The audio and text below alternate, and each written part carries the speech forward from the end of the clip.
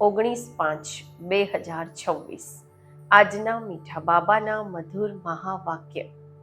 મીઠા બાળકો, આત્મ અભિમાની ભવ.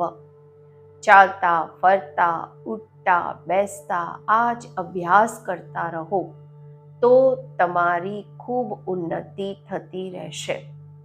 પ્રશ્ન છે, બાપની એક્યુરેટ યાદ કયા બાળકોની બુદ્ધિમાં રહે છે?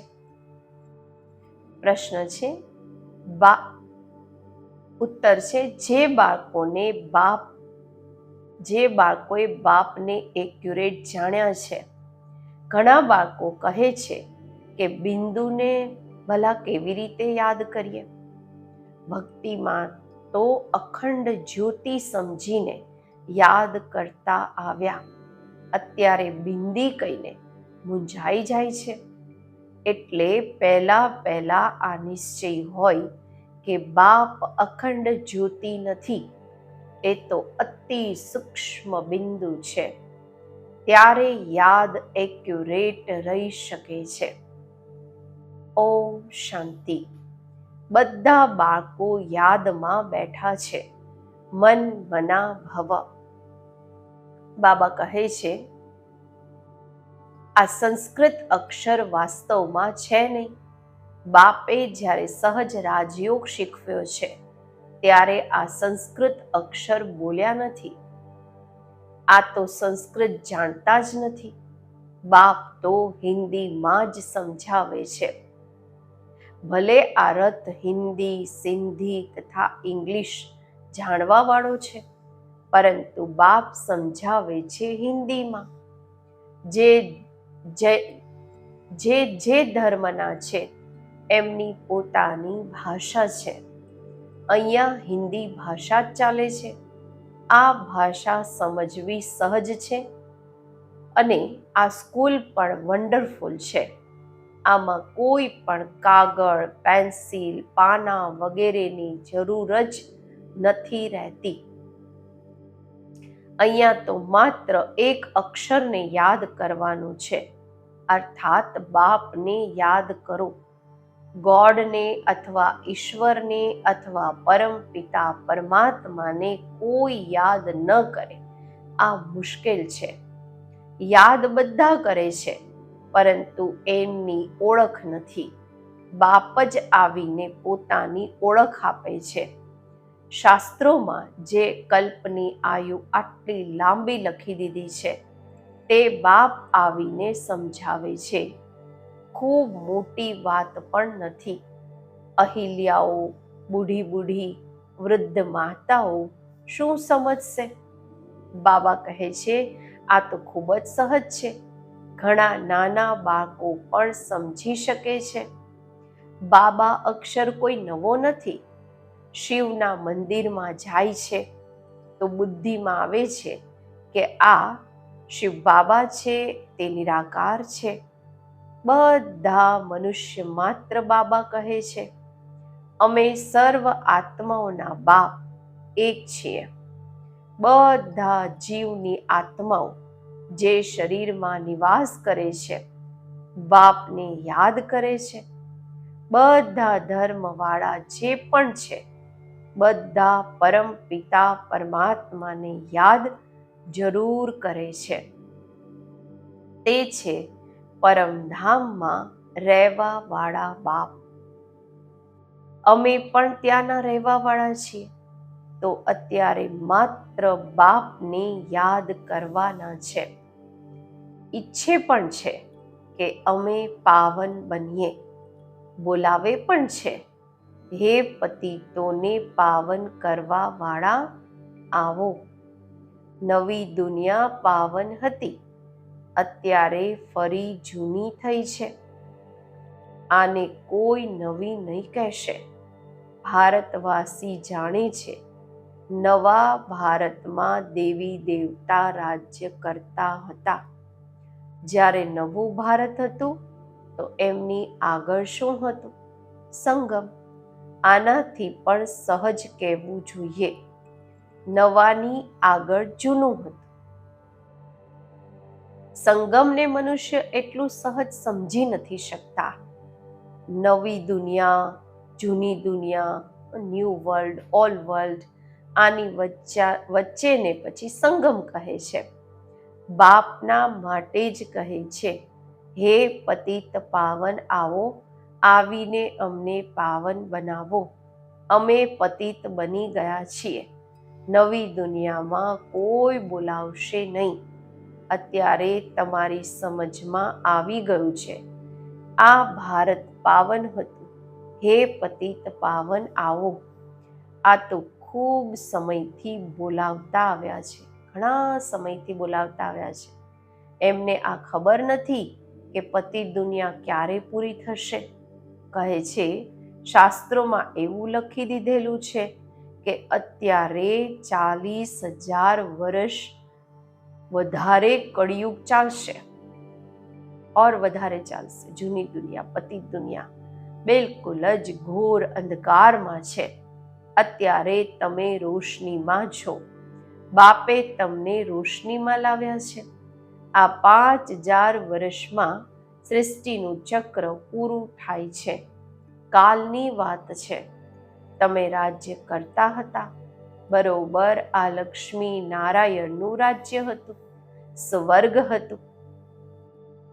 પાવન દુનિયામાં કોઈ ઉપદ્રવ વગેરે નહીં હોઈ નથી શકતા. ઉપદ્રવ હોય જ છે રાવણ રાજ્યમાં. અહીંયા તમને બાપ સમજાવે છે. તમે સન્મુખ કારણોથી સાંભળો છો. કોણ સંભળાવે છે? આત્મા. આત્માને કોણ સાંભળે છે? આત્મા સાંભળે છે. સંભળાવનાર પરમાત્મા છે. તો આત્માને ખૂબ ખુશી થાય છે કે અમને બાપ ફરીથી આવીને મળ્યા છે. બાપથી વારસો લીધો હતો. અત્યારે બાપ કહે છે, મને યાદ કરો. આમાં કોઈ લખવાની, ભણવાની, વાંચવાની વાત નથી. જ્યારે કોઈ આવે છે તો પૂછવામાં આવે છે, તમારું કેવી રીતે આવવાનું થયું? તો કહેશે, અહીંયાના મહાત્માને મળવા. કેમ? તમને શું જોઈએ છે? બતાવો. કોઈ ભિક્ષા જોઈએ છે? સંન્યાસી હોય તો રોટી ટુકડો જોઈએ.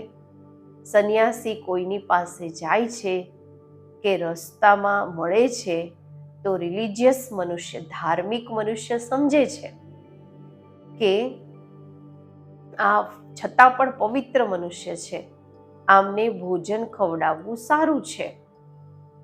અત્યારે તો પવિત્રતા પણ નથી રહી. બિલકુલ જ તમો પ્રધાન દુનિયા છે. આમાં ખૂબ ગંદકી છે. મનુષ્ય કેટલા હેરાન થાય છે. અહીંયા તો હેરાન થવાની કોઈ વાત નથી. બાપ કહે છે, લખવા કરવાની પણ વાત નથી. આ પોઈન્ટ્સ વગેરે જે પણ લખે છે ધારણ કરવાના માટે. જેમ ડોક્ટર લોકોની પાસે પણ કેટલી દવાઓ હોય છે,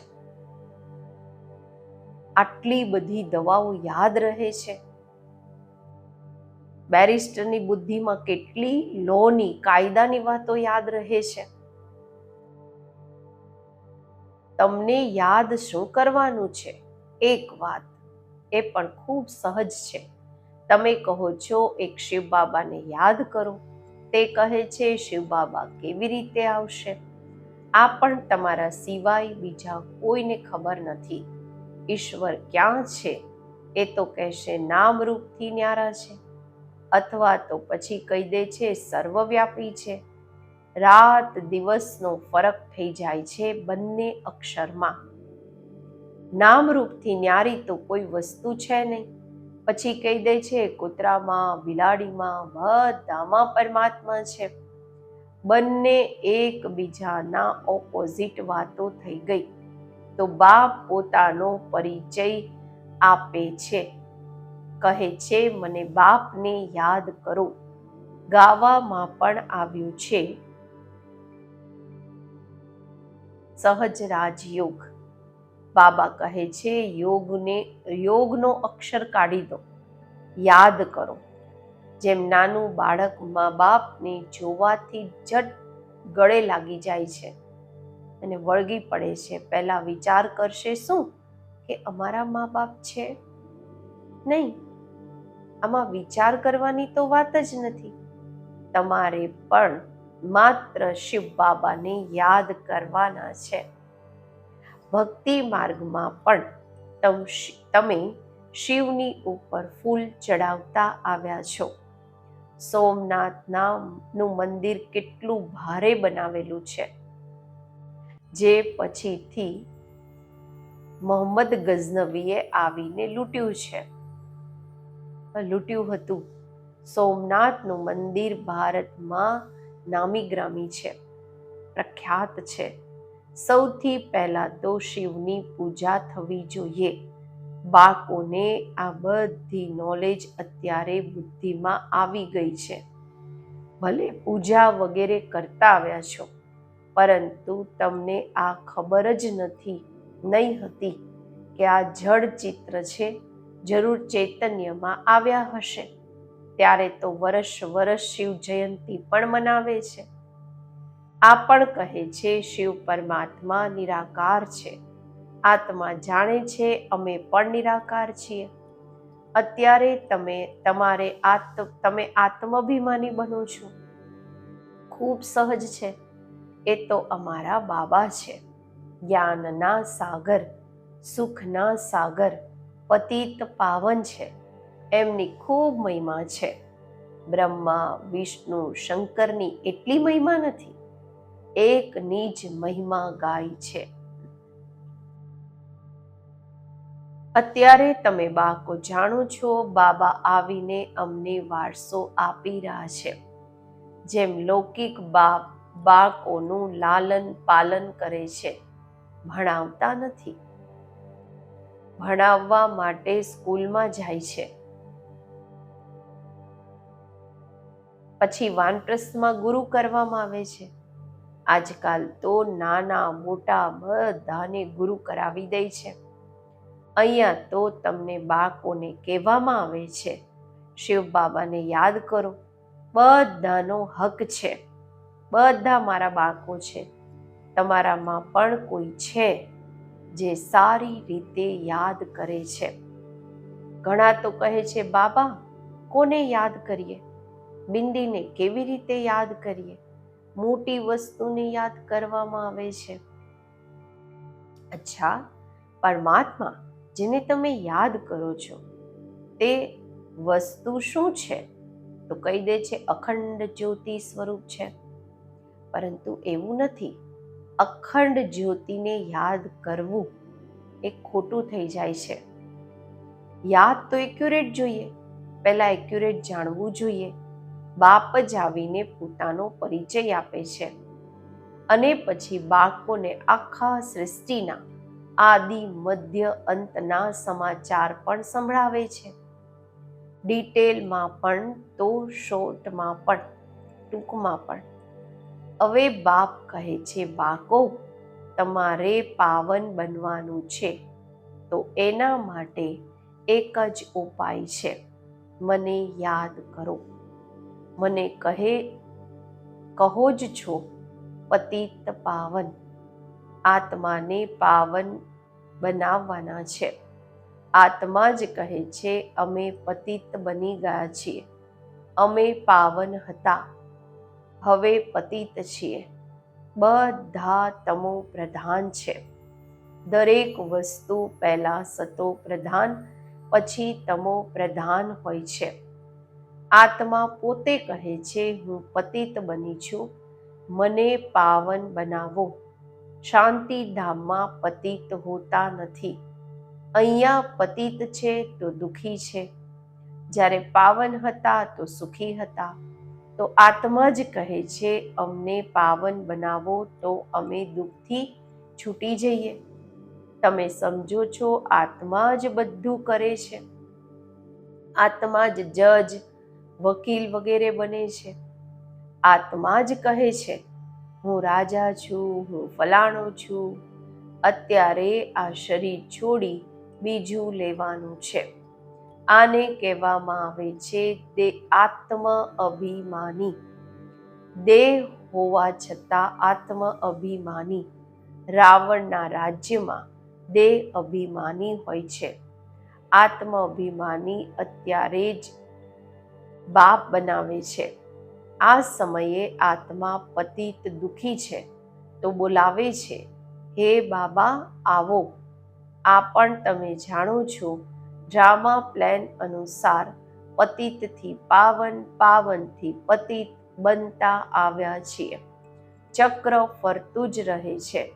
અત્યારે તમારી બુદ્ધિમાં બેઠું છે, અમારા 84 જન્મ કેવી રીતે થયા છે. અત્યારે આ વાતો ભૂલો નહીં. સ્વદર્શન ચક્રધારી થઈને રહો.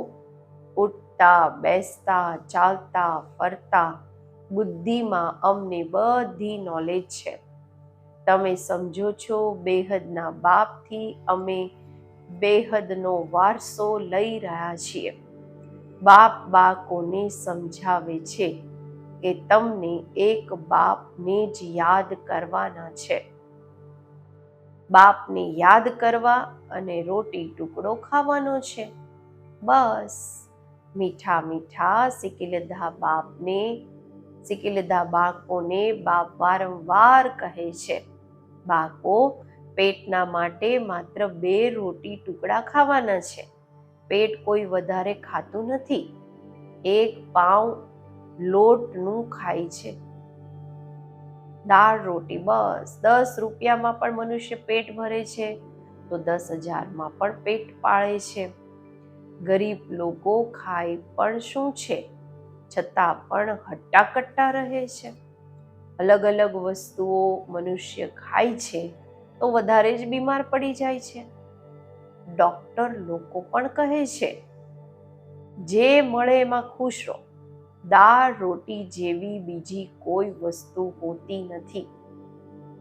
વધારે લાલચ પણ નહીં રહેવી જોઈએ. સંન્યાસી લોકો શું કરે છે, ઘરબાર છોડીને જંગલમાં ચાલી જાય છે. તત્વને પરમાત્મા સમજીને યાદ કરે છે. સમજે છે બ્રહ્મમાં લીન થઈ જઈશું, પરંતુ એવું તો છે નહીં. આત્મા તો અમર છે, લીન થવાની વાત નથી. બાકી આત્મા પવિત્ર અપવિત્ર બને છે. તમને કેટલું સારું જ્ઞાન મળ્યું છે. તમે જ પ્રારબ્ધ ભોગવો છો, પછી આ જ્ઞાન ભૂલાઈ જાય છે. ફરી સીડી ઉતરવાની હોય છે. અત્યારે તમારી બુદ્ધિમાં બધું જ્ઞાન બેસેલું છે. અમે 84 જન્મ કેવી રીતે ભોગવીએ છીએ, આ પાર્ટ ક્યારે પણ કોઈનો બંધ નથી થતો. આ બન્યો બનેલો ડ્રામા છે જે ફરતો જ રહે છે. આ કહી નથી શકતા કે ભગવાને ક્યારે, કેવી રીતે, ક્યાં બેસીને બનાવ્યો. નહીં, આ તો ચાલતો જ આવ્યો છે. બાબા કહે છે, વર્લ્ડની હિસ્ટ્રી, જ્યોગ્રાફી રિપીટ થતી જ રહે છે. આ વાતોને કોઈ સમજતું જ નથી. તમે જાણો છો, ડ્રામા પ્લાન અનુસાર આવ્યા છીએ. અત્યારે ફરીથી ડ્રામા અનુસાર રાજ્ય લઈ રહ્યા છીએ. આ વાતો તમે જાણો છો. બાબા કહે છે, બીજા કોઈ સમજી નથી શકતા. પૂછવામાં આવે છે, ડ્રામા સર્વશક્તિવાન છે કે ઈશ્વર? તો કહે છે, ઈશ્વર સર્વશક્તિમાન છે. સમજે છે તે બધું કરી શકે છે. બાપ કહે છે, હું પણ ડ્રામાના બંધનમાં બંધાયેલો છું. પતિતોને પાવન બનાવવા મારે આવવું પડે છે. તમે સતયુગમાં સુખી બની જાઓ છો, હું પણ જઈને વિશ્રામી થાઉં છું પરમધામમાં. તમને માથા પર ચડાવીને જાઉં છું. તમે માથા પર ચડી જાઓ છો. તમારી સિંહ પર સવારી છે. તમે જાણો છો, સેકન્ડ બાય સેકન્ડ જે પણ ચાલે છે તે ડ્રામાની નોંધ છે. તમને બાળકોને કેટલી સારી નોલેજ છે. અત્યારે માત્ર બાપ અને વારસાને યાદ કરો. બસ કાગળ, પેન્સિલ વગેરેની કોઈ જરૂર નથી. બ્રહ્મા બાબા પણ ભણે છે, આ તો કંઈ રાખતા જ નથી. માત્ર બાપને યાદ કરવાના છે તો વારસો મળશે. કેટલું સહજ છે. યાદથી તમે એવર હેલ્ધી બનશો. આ છે ધારણાની વાત. લખવાથી શું ફાયદો થશે? આ તો બધું વિનાશ થઈ જશે. પરંતુ કોઈ યાદ રાખવાના માટે લખે છે. જેમ કોઈ વાત યાદ કરવાની હોય છે તો ગાંઠ બાંધી લે છે. તમે પણ ગાંઠ બાંધી લો. શિવ બાબા અને વારસાને યાદ કરવાના છે. આ તો ખૂબ સહજ છે. યોગ અર્થાત યાદ. કહે છે બાબા, યાદ નથી ટકતી. યોગમાં કેવી રીતે બેસીએ? અરે, લૌકિક બાપની યાદ ઉઠતા, બેસતા, ચાલતા, ફરતા રહે છે. તમે પણ માત્ર યાદ કરો, બસ બેડો પાર છે. અચ્છા, મીઠા મીઠા સિકેલધા બાળકો પ્રત્યે માતા પિતા બાપ દાદાના યાદ, પ્યાર અને ગુડ મોર્નિંગ. રૂહાની બાપના રૂહાની બાળકોને નમસ્તે. આપણે રૂહાની બાળકોના રૂહાની બાપને નમસ્તે. ધારણા માટે મુખ્ય સાર. પહેલું છે, સ્વદર્શન ચક્રધારી બની 84નું ચક્ર બુદ્ધિમાં ફેરવતા રહેવાનું છે. બેહદ બાપને યાદ કરી બેહદનો વારસો લેવાનો છે. પાવન બનવાનું છે. બીજું, કોઈ પણ વસ્તુની લાલચ નથી કરવાની. જે મળે એમાં ખુશ રહેવાનું છે. રોટી ટુકડો ખાવાનો છે, બાપની યાદમાં રહેવાનું છે. આજનું વરદાન. સર્વના દિલોના રહસ્યને જાણી સર્વને રાજી કરવા વાળા સદા વિજયી ભવ. વિજયી બનવા માટે દરેકના દિલના રાજને જાણવાનું છે, એના રહસ્યને જાણવાનું છે. કે કોઈના મુખ દ્વારા નીકળવા વાળા અવાજથી એના દિલના રહસ્યને જાણી લો તો વિજય બની શકો છો. પરંતુ દિલના રહસ્યને જાણવા માટે અંતર્મુખતા જોઈએ.